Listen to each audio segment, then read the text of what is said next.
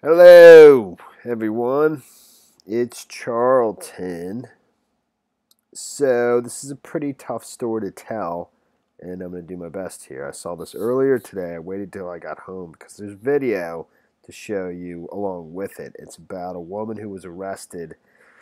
And she's from Russia. She's 29 years old. She and I think the Russians claim she's just a student. Okay, and she has ties to the NRA. I think she's a lifetime member in the NRA. She started her own gun rights advocacy group called Right to Bear Arms, with the word bear, like the Russian bear, BAR. And her name is Maria Butina. She was arrested on Sunday, okay, and they announced this today. I think immediately or right around when Trump was meeting in Helsinki with Putin. I don't know if that was meant to embarrass him or what, but she was arrested on Sunday and taken into custody, and she's still in custody right now, as I understand it. Okay, and that was her Facebook page. She's over at the Daily Mail. There's tons of photos of her that they've taken from her Facebook page, and she's featured in her Facebook page with pictured with politicians, members of the NRA, former president of the NRA, David Keene, who I'd never heard of before, but apparently, and that's, well, there she is with Scott Walker, I think, and this is at his campaign, event, launching his presidential campaign. It is, and it says one of the possible future nominees for post of President of the United States from Republican Party, Scott Walker, speaks Russian. I don't know if Scott Walker speaks Russian. That's the translation. It's in Russian on her Facebook page. So, but also she's pictured here with David Keene. He looks vaguely familiar. He's the former president of the NRA, and he's a board member, I think now, I believe. So, and I think the accusations basically are, that this person, Maria Butina, along with another individual whose name is Torshin, I think, and he's a former senator in Russia, and he's the deputy of a central bank in Russia. A prominent Russian official. These two were basically trying to get money into the NRA and supporting Trump through the NRA, because it's illegal for any foreign officials to support any presidential candidate or any American candidate for that matter, I believe. Okay, so what she's been charged with is failing to register as a foreign agent. And like I said, she's still being held until Wednesday, where she goes in front of somebody for a hearing of some kind. I think Russian officials are demanding to see her, access to her, and they're just saying she's a student and that she's being wrongfully accused. Obviously, Butina was held pending a hearing set for Wednesday, the Justice Department said. Now, even though this is all taking place right after Friday, the Justice Department announced the 12 indictments of named Russian officials, military officials that supposedly participated in the hacking in the DNC and all that. And all those officials they're all in Russia. So they'll never see a courtroom in the United States ever. But this person's in the United States, and she's been arrested. She's in their custody now. So this is the only one. But it wasn't part of that indictment. It was actually something that was separate. It's being handled by the National Security Division of the Justice Department. And so it's not part of the Mueller probe per se, and it's being handled by like two U.S. attorneys in the Washington, D.C., district or whatever, So, I think Mueller's investigation goes off in different directions at some point. Sometimes because of jurisdictional reasons or whatever, things have to peel off and go to, the Southern District of New York. I think things were handed off to some U.S. attorneys there. This was being handled by U.S. attorneys in Washington, D.C. It's a long description, and I'm just getting started too. This is tough to tell. It really is. So the interesting thing was that she, there's video of her on YouTube here.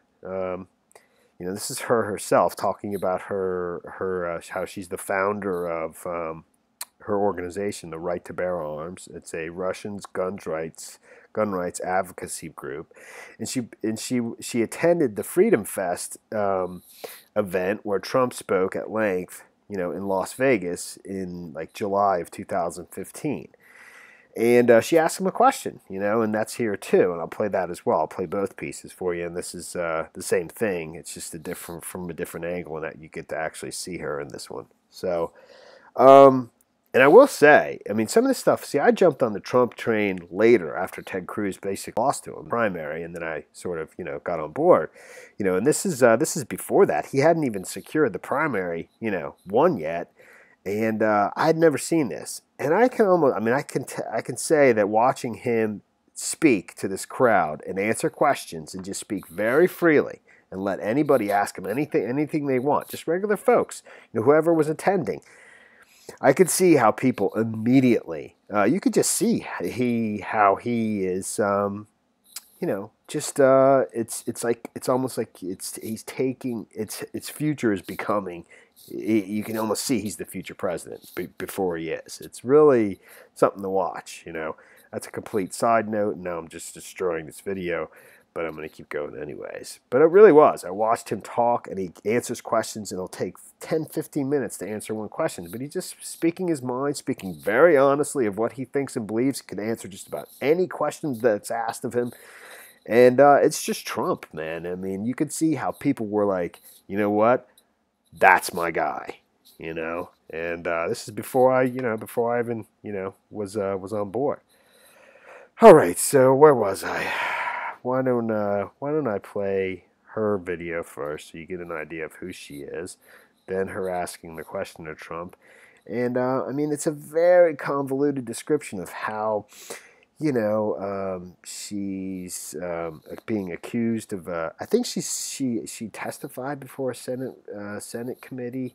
I think that's mentioned. There's a lot to this, and it's just too much for me to report on in one video right now. Here's her. Just so you kind of have an idea of who she is.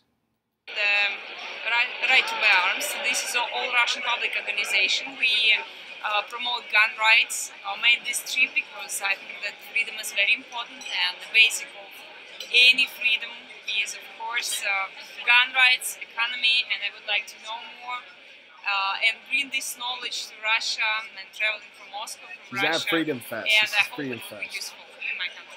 So I had seen a lot of different events, like about economy and politics and so on. And then she goes on to, she asked Trump a question right here, at the Freedom Fest here. Play that portion of it.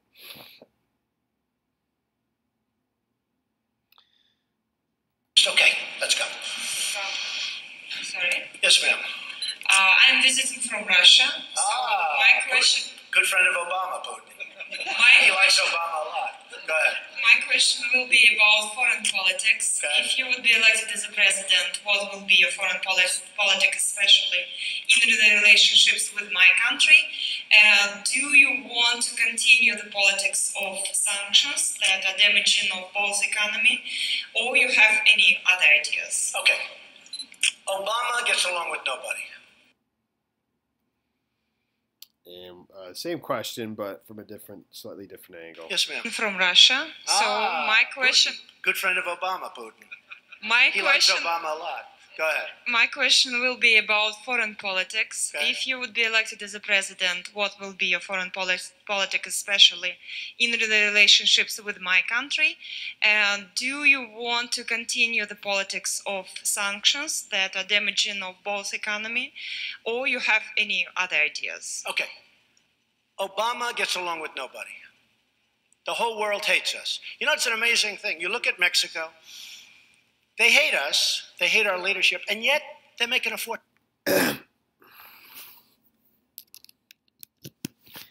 He goes on to answer that question. He's magnificent at this Freedom Fest. He really is. It's worth watching if you want to. But he goes on to answer the question. He basically says that when Obama was president, everybody hated us, and yet all these other countries, whether it's China, Russia, Mexico, whatever, they all hate us, but they're ripping us off and making tons of money off us.